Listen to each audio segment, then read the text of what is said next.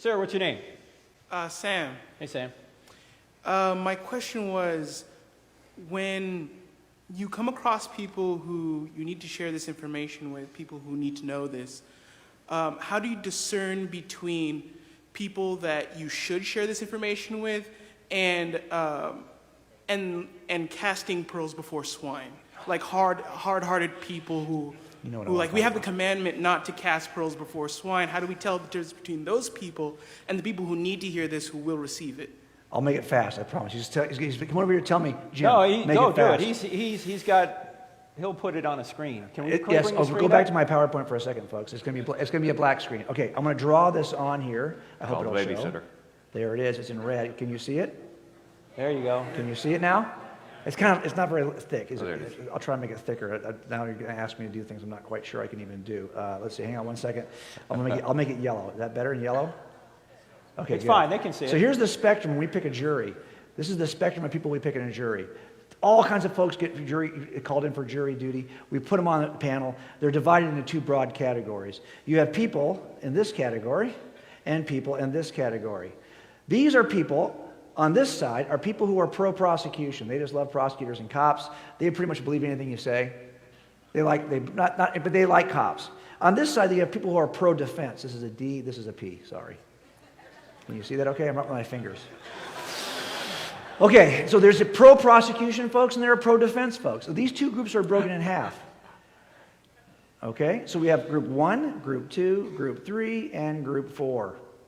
Group 4. Got it? Yeah. These folks in group 1 are so pro-prosecution that they believe anything cops say. This is an exclamation point. And you can see that they are just totally pro-prosecution. In group 2, they're pro-prosecution, but they're open. They'll do the right thing. If you don't have the evidence, they'll put a question mark there. And then you have group 3 people who are pro-defense, but they're open. They'll do the right thing. So they got a question mark also. And then you have people in group 4 who are so pro-defense, they never trust anything any cop ever says. Forget it. You're out of here. Do you see the 4 groups? Yes. When we pick a jury, we're trying to get rid of groups 1 and 4. The prosecutor wants to get everyone in group 4 out of it because they'll hang your jury. The defense attorney wants to get everyone in group 1 out of it because they'll convict your guy. Got it? Right. So we're looking for people in groups 2 and 3.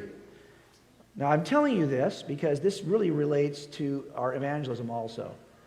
Because it turns out that the people in our world are broken into 2 groups we can preach the gospel to. There are people we can talk the truth about. In the first group, this is now a B. If you can see it's a B. These are believers. And these are unbelievers. Here's a U. In group 1, we've got people who are such strong believers, you could get the body of Jesus and drag it in front of the bones of Jesus. They would say, I don't care. I'm still in.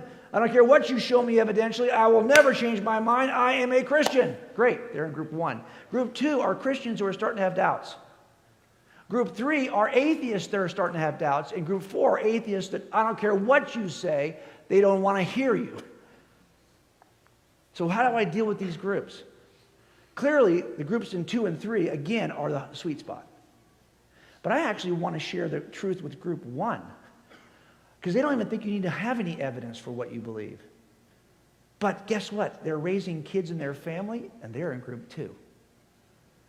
And you need to be ready to help the people in group 2 that are in your family. You might think, well, I don't need that. They need it. And they don't even want our books.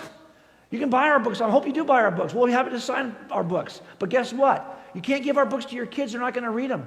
They don't want to hear from us. The first apologist your kids want to hear from is you.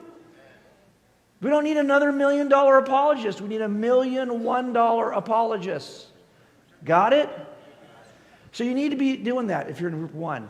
But of course I'm interested in group 2 and 3. Group 4 is where my dad is. And that's where I was for 35 years. So what do you do with folks in group 4?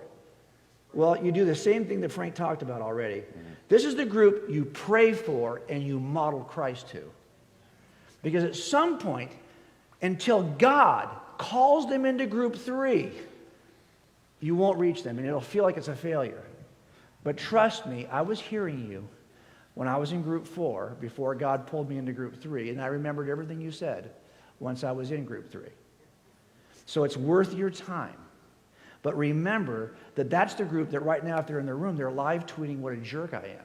They're adamantly against us. And they're blogging against us and writing against. They hate us. So we model for that. Now, I just sent a group of students to Berkeley, right? We take students to Berkeley to expose them to atheism, okay? And I teach them this stuff. And when they go, I saw they sent me pictures from Berkeley. The students are wearing shirts that said, I showed you these, I'm praying for group 4. So you'd be praying for group 4, okay? Yeah. So, And Sam, the short way to find out where people are is to ask them the question, if Christianity were true, would you become a Christian? See how they react to that. If somebody goes, well, sure, and it seems they're sincere, they're in group 3 probably, right? If somebody says no or says, yeah, but you couldn't do that, because I get that a lot. If I could show you it was true, would you believe it? Yeah, but you couldn't do that, they're still in group 4.